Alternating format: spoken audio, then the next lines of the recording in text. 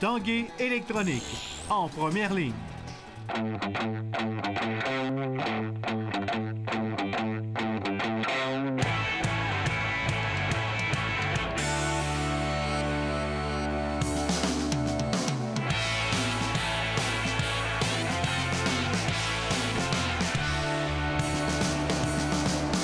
À tous, bon début de semaine. Bienvenue à l'Esprit sportif. Au menu de l'émission aujourd'hui, une rencontre hebdomadaire avec Philippe Boucher, DG et entraîneur-chef des Remparts de Québec. On parlera même aujourd'hui des Nordiques dans notre émission.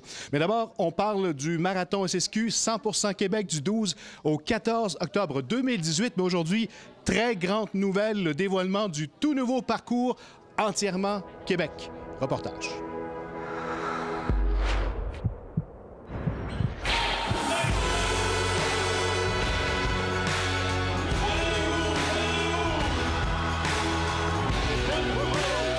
Chantal, la chance de Gestev, comment on peut le qualifier, votre nouveau parcours?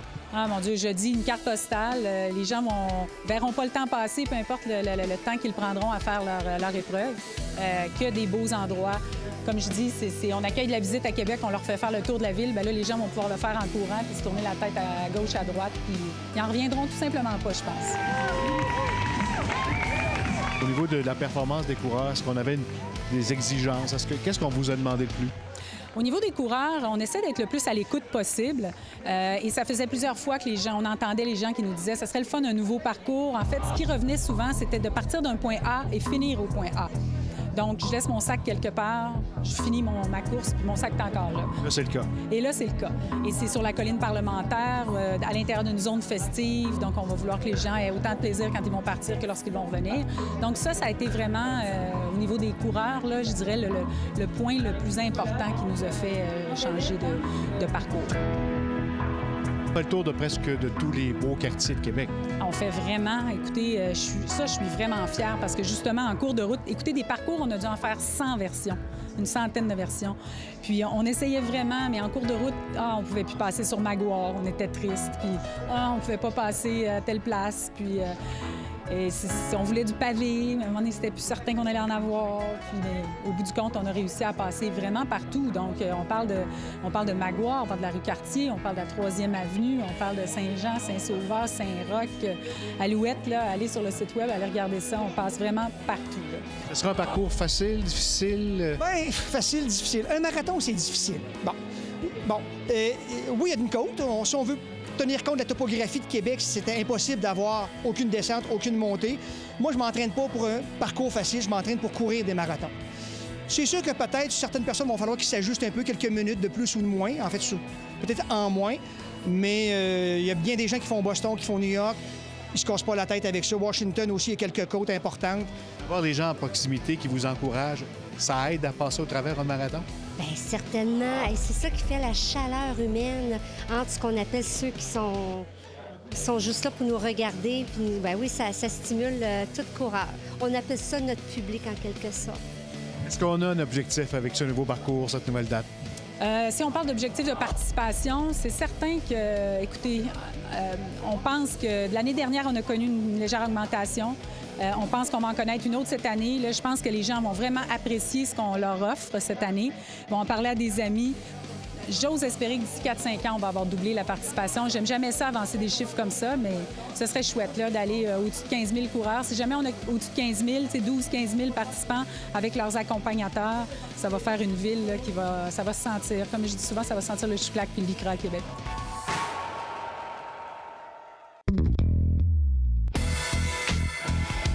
La Québécoise Audrey Robichaud a frappé un grand coup en levée de rideau de la saison de Coupe du monde de boss samedi, en prenant la 2e place de l'épreuve de Ruka en Finlande. Robichaud de Val-Bélair a effectué une descente quasi sans faille en finale pour devancer toutes ses rivales, à l'exception de l'Australienne Brittany Cox. Il s'agit de son 10e podium en carrière. Le dernier remontait au 28 février 2016.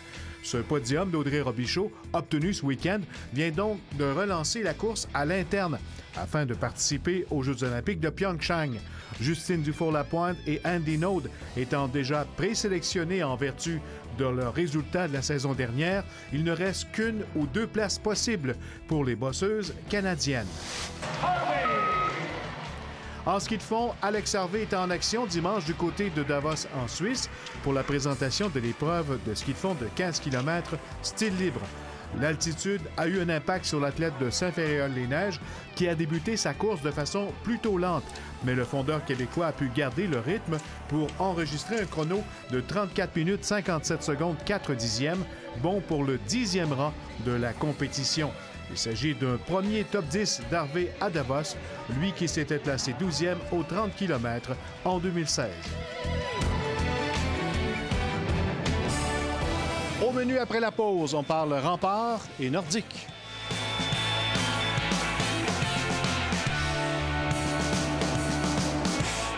Parlons maintenant de hockey. Les Remparts de Québec entament leur dernière semaine avant le congé de Noël. Ils étaient de retour d'ailleurs à l'entraînement ce matin. On a rencontré l'entraîneur-chef et directeur gérant Philippe Boucher. On a parlé du dernier match à Sherbrooke ce week-end, également de ce qui s'en vient. C'est la période de transaction. Autre tir de Pico, devant Fitzpatrick, le but!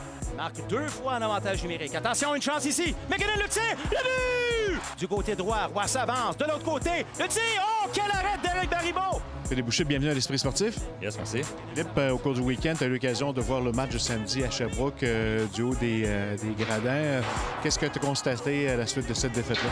Bon, on peut mieux jouer. Je pense que qu'est-ce qui nous a séparés ou qu'est-ce qui a créé notre identité en début d'année, c'est l'éthique de travail, les bonnes habitudes, puis l'esprit de corps, si tu veux, là, ce qu'on avait travaillé dans le camp d'entraînement. Puis on l'a peut-être un petit peu moins vu là, à Sherbrooke le samedi. Remise arrière, McKinnon, la pointe d'un tir, et le but! L'égalité créée! Félix Robert! Les désavantages numériques ont fait du tort? Bien, Sherbrooke a toujours eu un très bon avantage numérique quand tu lui donnes la chance là, une après l'autre, comme on a pu le faire là, en troisième période. Tôt ou tard, tu vas payer le prix. On est un club habituellement discipliné. Je pense pas que c'est dans nos habitudes de faire ça, mais ça nous a fait mal. Là. Est-ce que l'ambiance avant la période de transaction peut déranger certains joueurs? Possible, oui, c'est possible, c'est normal. Je pense pas qu'il y a beaucoup de... On a eu, pour les gars qui sont ici depuis un petit bout de temps, là, ça a été difficile après Noël les 2 dernières années avec un peu la vente de feu qu'on a eu à faire là, pour se rebâtir. Je pense que les gars qui sont ici veulent participer à ça, veulent leur donner une chance de gagner. Fait qu'il peut y avoir certains joueurs qui sont nerveux. Puis c'est normal, ça fait partie de la game. Ça va être de même à Noël l'année prochaine, puis l'année d'après. Fait que nos plus jeunes, il faut qu'ils l'apprennent. C'est comme ça aussi au repêchage où beaucoup de mouvements peuvent se passer. Fait que ça fait partie de l'apprentissage pour eux autres. C'est pas à moi de... C'est moi, je vais faire ce que j'ai à faire, mais on peut pas rassurer chaque joueur à chaque jour. Il faut qu'ils le vivent. Là, puis faut qu'ils vivent la période des transactions. Puis pour plusieurs ici, c'est la première fois que ça leur arrive. Est-ce que le directeur général a déjà des choses de confirmer dans ses cartons? On verra le 17 décembre, mais on travaille sur certaines choses. On aime notre équipe. On pense qu'on peut l'améliorer à certains niveaux, puis on va essayer de le faire. 20 secondes à l'avantage numérique. Le nom de la ligne des buts à Mathieu. Passe devant le tir, le but! Tic, tac, toe! C'est 1-0, Québec! Est-ce qu'après les fêtes, on va encore reconnaître les remparts? Bien, je le souhaite. Il n'y aura pas un coup. On avait 18 nouveaux joueurs pour la Coupe Memorial. Ça a pris 1 an et demi à aller les chercher. Là. Non, tu vas peut-être voir 2, 3, 4 nouveaux visages, mais on va essayer de descendre aussi à un nombre de joueurs plus respectable. Là. On ne veut pas être à 26. On va être à 23, 24, mais la majorité des joueurs que les fans connaissent et apprécient vont être encore ici. Courage, chef, derrière le but. Remet devant le but! Vous êtes dans un peloton d'équipe qui lutte pour le premier rang. Est-ce que c'est plus difficile de faire des transactions dans ce cas-là? Tout le monde veut s'améliorer. Il y a beaucoup moins de joueurs disponibles. C'est ça qui rend, je pense que les prix sont très élevés. Beaucoup de moins de joueurs disponibles que par le passé. Plusieurs équipes veulent faire une ronde, 2 rondes, ou même plusieurs ont le droit là, de croire qu'ils ont une chance. Fait que ça rend la période des transactions cette année un petit peu différente des autres. C'est le dernier droit avant le congé des fêtes, avant le congé de Noël. On s'en va en Abitibi. Tu t'attends quoi? Les clubs jouent bien là-bas. Là. Montpetit peut donner une chance de gagner à son club là, à Val-d'Or tout le temps. Rouen-Noranda vient de donner 2 corrections aux équipes qui ont passé par là. Fait que c'est jamais facile en Abitibi, mais ça peut être bon cette année de se regrouper là, avant d'avoir un bon break pour tout le monde. Ça va être bon pour tout le monde de retourner dans leur famille, revoir leurs proches. Il y a des gars qui sont ici depuis le mois d'août qui n'ont pas vu leur famille. Il y a des gars, que ce soit Braden Virtue, là, un jeune Américain de 16 ans qui est ici depuis le début à août, ou Thomas Dashkar qui n'est pas retourné chez eux, qui n'a pas vu ses parents depuis Noël. Je pense que ça va, depuis le camp, excuse-moi, ça va faire du bien à tout le monde. Et maintenant, la décision de la Ligue nationale de hockey la semaine dernière d'ouvrir toutes grandes ses portes à Seattle en vue d'une prochaine expansion en 2020-2021 a jeté une douche d'eau froide sur les partisans d'un retour des Nordiques à Québec. Le reportage de Stéphane Turcot. Salut, mon ami, on va les avoir, les Nordiques. On va les avoir, les Nordiques. Ça, c'est ce qu'il disait en 2010, il y a 7 ans à la Marche Bleue.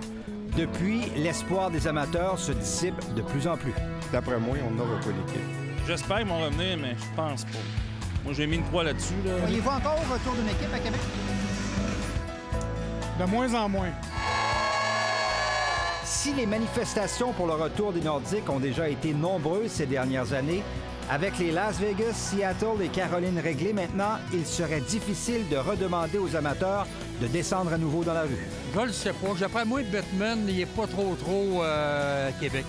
J'ai l'impression qu'ils ont des doutes un petit peu avec la région de Québec. Moi, je pense que c'est certain que ça devrait prendre quand même un bon bout de temps avec une équipe là, à Québec à cause de ça. Bout de temps, ça veut dire combien de temps?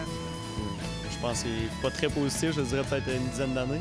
On est un plan B ou même un plan C. C'est clair que la Ligue nationale là, veut avoir de nouveaux marchés. Le marché de Québec, je pense que c'est un marché qui appartient à Montréal un peu indirectement. Pour l'ancien Nordique Dave Pichette et Jérôme Landry, il ne fait pas de doute. La présence de Jeff Molson au sein du comité exécutif de la Ligue nationale pourrait nuire à Québec. Moi, j'ai hâte aussi que Jeff Molson nous explique comment il voit ça pour vrai, le dossier du retour des Nordiques à Québec.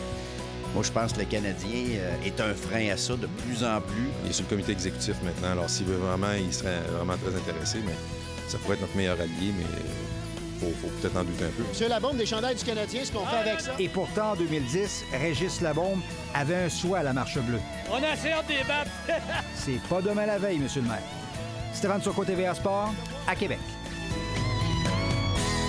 Voilà qui complète l'Esprit sportif en ce début de semaine. Je vous rappelle que vous pouvez revoir toutes nos émissions en vous rendant sur notre site Facebook, l'Esprit sportif. Bye bye, à demain.